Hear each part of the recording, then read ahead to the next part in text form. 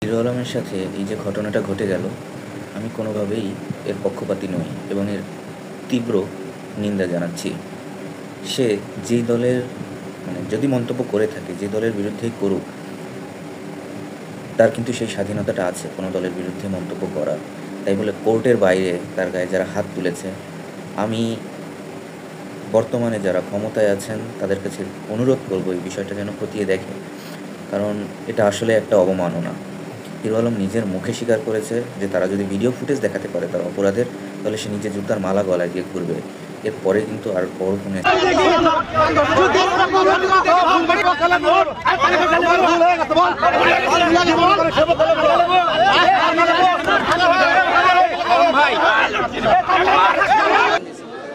আজকে যে আমার উপর বিএনপি লোকেরা মারধর করলো, আপনারা দেখছেন।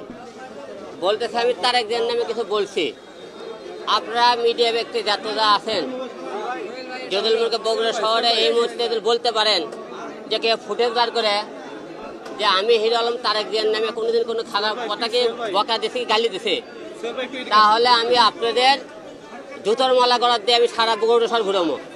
শাস্তিটা চাওয়াটা তার অধিকার এবং এর প্রপার ইনভেস্টিগেশন করা এবং যারা অপরাধী ছিল তাদের সাজা দেওয়া কিন্তু সরকারের একটা কর্তব্য, কারণ সেও দেশেরই একজন নাগরিক এবং সাধারণ নাগরিক না। আমি কিন্তু হিরো আলমকে নিয়ে অনেক রোস্ট করেছি, অনেক ট্রল করেছি, কিন্তু এটা কিন্তু মানতেই হবে। সে মানুষকে হাসায়, কমেডি করে, কিন্তু সে কিন্তু সাধারণ না। অনেক সাধারণ মানুষও তার মতো সে যেই পর্যায়ে পৌঁছেছে সেখানে পৌঁছাতে পারবে না। এবং যারা, আমার ধারণা, যারা গায়ে হাত তুলেছে তারা এই বিষয়টা নিয়েও তারা ঈর্ষান্বিত। সো আমি মনে করি সরকারের বিষয়টা খতিয়ে দেখা উচিত এবং hero Alam also deserve justice.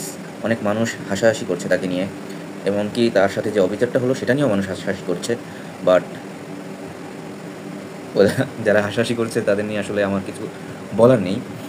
But এটুকুই বলবো যে বিষয়টা ঠিক হয়নি এবং আমি মনে করি যে বিষয়টা খতিয়ে দেখা উচিত। এটা লজ্জার।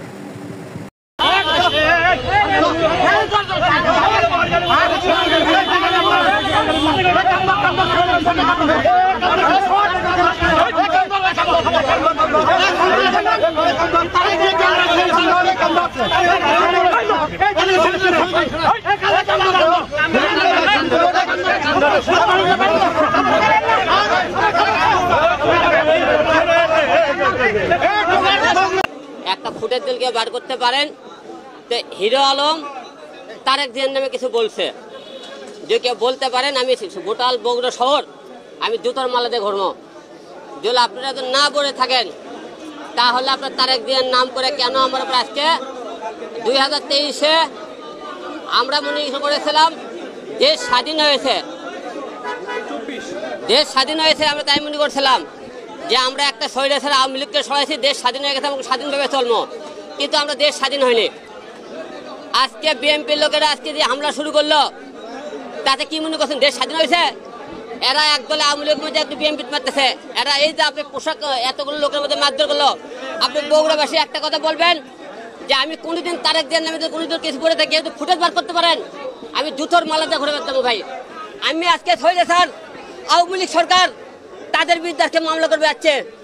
আমি যদি মনে করেন আওয়ামী লীগের লোক হইতাম তাহলে বিএনপির লোকের কথা বলতাম, তাহলে আমি আজকে ওবায়দুল কাদেরের বিরুদ্ধে মামলা করতে আসছিলাম না।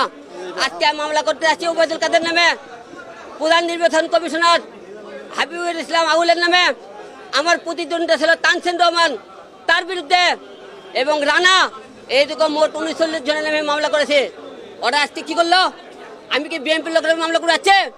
আমি বিএনপির ওপর আমাকে লোকের যারা হামলা করেছে তাদেরকে আমি প্রতিরোধ করতেছি, আর আপনারা আমার মারধর করলেন, তাতে কি বোঝা যাইতেছে আপনার দেশ ক্ষমতা না পেতে আজকে এরকম টাপট দেখাইতেছেন। দেশ ক্ষমতা আপনাদের হাতে আসলে আপনারা কি করবেন? তাই আজকে সারা বাংলাদেশ এই যে জনতা সারা বিশ্বের কাছে প্রশ্ন থাকলো যে আজকে বিএনপি লোক যে আপনার ক্ষমতা না পেয়ে মারধর করলো, অন্যায়ভাবে অত্যাচার করলো, এক বিচার সারা বাংলাদেশের উপর আমি আজকে দিয়ে গেলাম।